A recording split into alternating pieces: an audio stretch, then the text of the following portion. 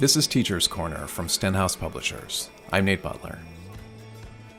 A couple of years ago, we talked with Dr. Lisa Lucas about her then new book, Practicing Presence: Simple Self-Care Strategies for Teachers. At the time, we talked about how to work with the sometimes overwhelming level of stress that educators face. Today, that seems an even bigger challenge, and Lisa's work is even more needed than it was before. As we're putting new podcasts together during our stay at home, we thought revisiting Lisa's episode was a no-brainer. Hope you enjoy it. Lisa's website, practicingpresence.life, has even more great resources. We'll add the link to the episode summary and on our blog.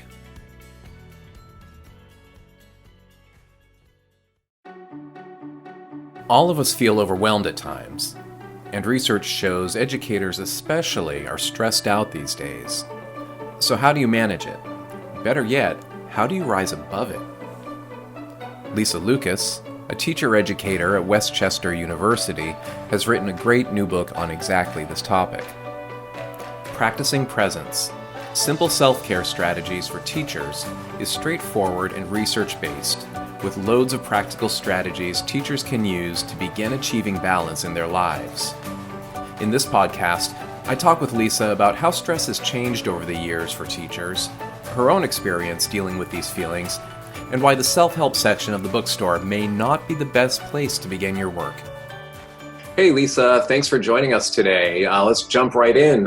First question, why are teachers feeling so overwhelmed these days? And is it any different, say, from 10, 20, 30 years ago? If you'd had asked me that question even a decade ago, I'd have probably listed the typical overwhelming things like too much to do, not enough time, too many committees, changing standards, increasing need for differentiated instruction, all of those things. And I think those are all still really valid reasons for overwhelm.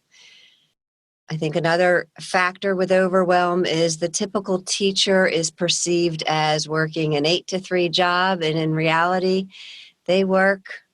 If you lived with a teacher, you would know it's an endless job. And, people think, oh, you've got summers off. So I think the perception is that it's easy. So not too many teachers want to admit that they feel overwhelmed. So all of those factors, but I think I would be remiss if I didn't add in light of the recent events and, wait as far back as Sandy Hook and what happened in Florida, there's a new overwhelm. And I think it's safety. And so we're only increasing the number of factors that contribute to a teacher's feeling overwhelmed.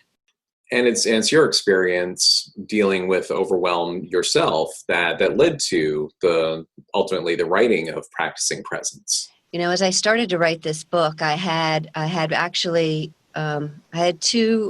two different drafts going. I had the one where I was filtering out a lot of the things that made me feel vulnerable and just trying to make it more just do this to deal with overwhelm. And then I had the other draft that was sharing some things that I wasn't sure I wanted the world to know. I think the perception of me is that I've got it pretty much okay together. I mean, it could be better, but I'm okay. But when I started to write and started to share really deeply what contributed to not just overwhelm, I think I described myself as feeling flattened. And I felt guilty because it wasn't just the typical, well, let me say this. There's always someone who has it worse. And so when you complain or when you say that you're overwhelmed and it's too much, and people who are in a far worse situation, you feel guilty.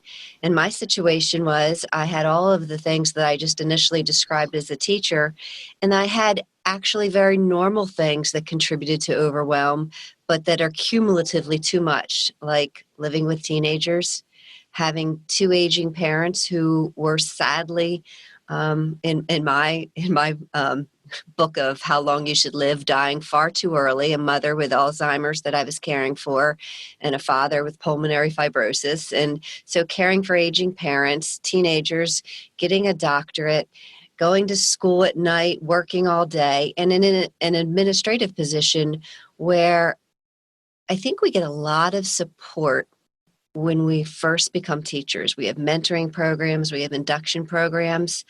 But my experience, and I know this varies, about being an administrator in a school district is that you're just thrown in and told to do it. And there really is no guidebook, nor is there a built-in support system. So none of those factors are anything horrific. And we all can name a million people who've got it worse. So you keep it to yourself. But day by day, I just felt it was just a little too much.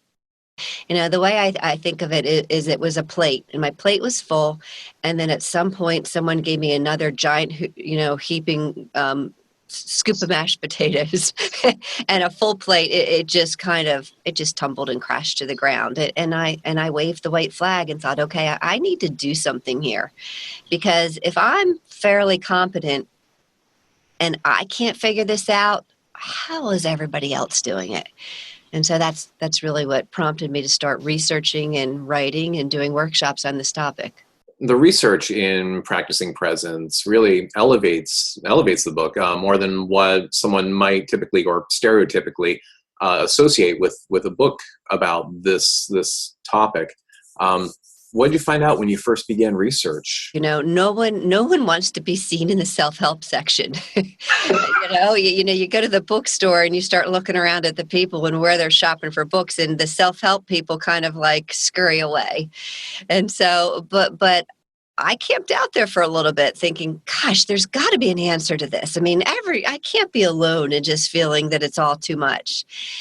And what I found were a lot of 10 basic steps to joy, or 5 ways to feel inner peace, and very prescriptive type books, and also written with a little element of be happy that just wasn't practical.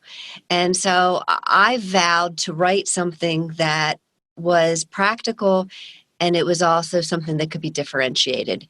So in other words, my book doesn't follow the typical 10 steps. What it is it's more of a menu of different things that I researched, found there was, validity and reliability in the fact that it can make a difference in how you approach life, tested them out in myself, and those that worked for me, I kept in the book.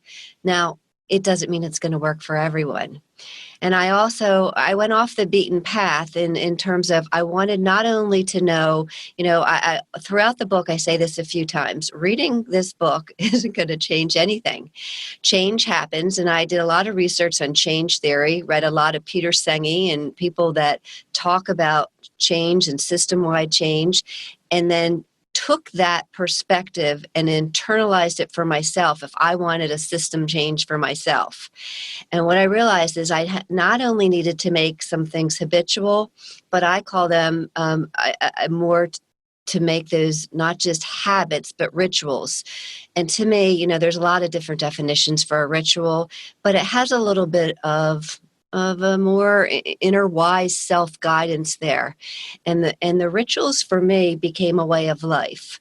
And if I did them enough, it just became how I reacted. Let me take that back. How I responded rather than reacted. They were just things that I incorporated into my day. And in writing this, I know not everyone's going to find the same strategies, rituals, whatever you want to call it. They may not work for everyone, but my thought was, even if 1 or 2 worked, that would work for me. And I think some will. And every time I do a workshop, I ask people, what worked? What are you going to do? And not everyone answers the same. And I think that's indicative of the way I wanted to lay out the book so that it incorporated a wide range. I also talk in that book about things that probably teachers aren't familiar with. I don't know that many teachers are familiar with epigenetics, and I won't go into it here. You can read the book to find out more about that, but that to me was huge that I share that. I think neuroplasticity and the neuroscience is really something teachers are more familiar with. And then I talk about things like the Enneagram that really helps you better understand yourself. So I wanted to incorporate things that aren't the typical. You can find it on the Oprah channel. Not that Oprah channel doesn't have some good things, but I wanted to make it research-based and bring in some new research. It's kind of like when we teach, we do the zone of proximal development. So just enough that would be pretty standard, but then adding some new and hoping that it would pique the reader's interest, that they would be discovering something new. I really like that they brought up, there's so much research behind this versus more of the woo-woo Oprah sort of. I think So, there needs to be a balance. I'm not really woo woo, but yet I do things. Like here's an example. I thought about this morning. One of the strategies I put in there is when you wake up in the morning, on a scale of 1 to 10, pick a number about how you feel in terms of happiness or joy. So that's a little woo woo, okay? And when you wake up, what is your number? And so I woke up today, and I really was looking forward to this, and I thought, I'm an 8. And then I laughed because God forbid I make it a 10, right? I mean, that would just be asking too much. And I thought, I'm going to go for it. So I had on this, like just a typical shirt I would wear to work. And then I had bought a dress for Easter. I thought, oh my gosh, I'm going to put on a new dress. Well, that took me to a 9. Okay. And then I thought of my great niece. I was packing my bag, and a few years ago we had sat in the deck by the water, and we had talked about being bright lights for other people. And she had made me a little flower that said, "We're in a bright light club."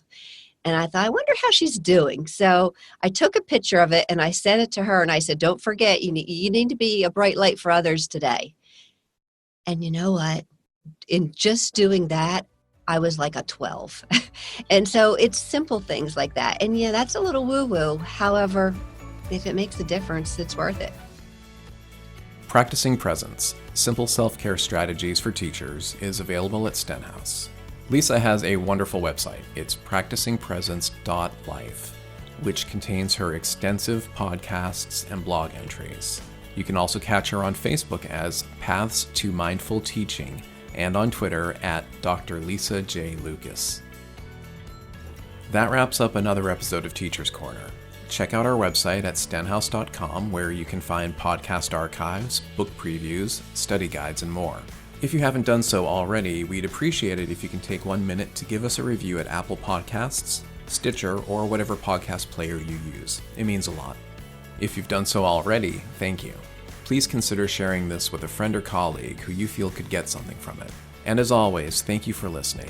And if you have any questions or comments, we'd love to hear from you. Send your thoughts to us at marketing@stenhouse.com. Until next time, stay safe, sane, and healthy.